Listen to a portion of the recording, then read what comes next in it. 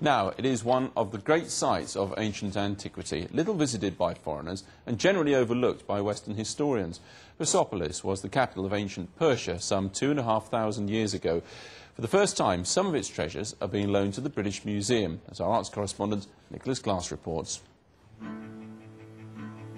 The ancient Persian capital of Persepolis, and on a sweltering public holiday swarming with young Iranians, there's a curiosity in Iran about their pre-Islamic history. To share that curiosity, a small corner of the British Museum has been quietly transformed in the last few months. For the first time in living memory, an exhibition has been prepared about ancient Persia. It's called Forgotten Empire, and for many Western eyes it will come as something of a revelation.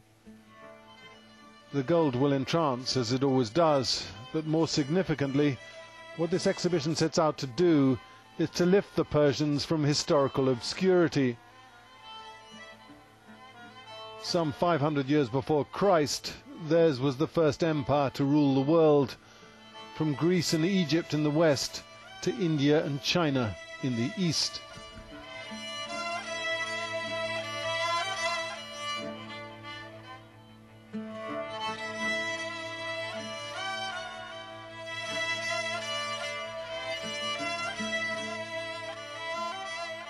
We call it forgotten because although it hasn't been forgotten in Iran, and that's an important point to stress, it has, I think, been forgotten in the West in comparison with Greece, Rome, Egypt, Babylonia, Assyria. It's very poorly known.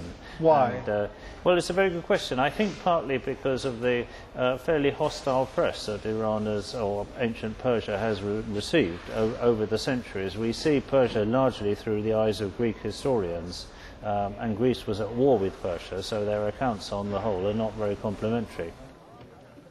John Curtis was our guide in Persepolis earlier this year. To negotiate loans for this exhibition, he's been to Iran 4 times. Ultimately, the Iranians have been very generous.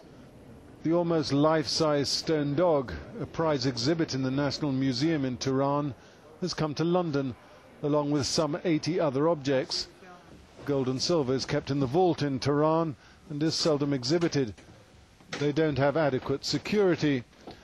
But the gold bowl we were shown there is now in a packed glass case at the British Museum. And so too a spectacular gold dagger, its hilt decorated with lions' heads. Strangely enough, one of the most impressive things in this exhibition isn't for real. It's a plaster cast. It's one of the friezes from Persepolis, and it was made by a British Museum expedition in 1892. 113 lucky years later, it's finally been brought out of storage for exhibition. Here's the plaster cast, dramatically lit. And here's the original frieze at Persepolis. John Curtis maintains it's lost much of its definition through erosion over the last century. An Iranian curatorial team flew over to London to help with the show. Here a bronze stand from Persepolis, made up of 3 lions, is unpacked. It may well have been used for incense burning. We spoke to the chief curator before she left Tehran. Like John Curtis, she studied the ancient Persians for 30 years.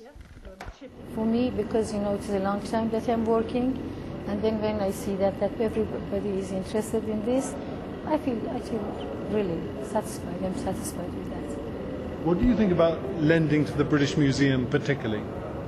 Well, British Museum is one of the museums that we have a long relation with. So I feel happy. That's very nice. It's very nice. A few objects were too heavy or too precious to loan. To be blunt, those that have travelled look better exhibited here. Control lighting rather than daylight. For the British Museum there was one last-minute anxiety, the surprise election in June of a new president allegedly unsympathetic to the West. They were very, very enthusiastic and welcoming and cooperative. The only hitch was more recently with the elections and the change of government. Okay, so was there a moment when you thought, well, after all this trouble, we're not going to get it? There certainly was, yes. We were worried that for a time the exhibition wouldn't happen and that we wouldn't receive any objects from Tehran, but happily that wasn't the case. Everybody decided to go ahead with the exhibition. We've now got the full support of the new government, and the objects have come, and I think it's a wonderful show. In a multi-ethnic empire, the ancient Persians encouraged religious tolerance, a sentiment of some relevance now. This show has been organised in the spirit of cultural exchange. This is the tomb of Cyrus the Great, founder of the Persian Empire. The British Museum owns the Cyrus cylinder, an object much revered in Iran. The Babylonian text refers to the ruler's religious tolerance. The plan is to loan the cylinder to the Iranians. Nicholas Glass reporting.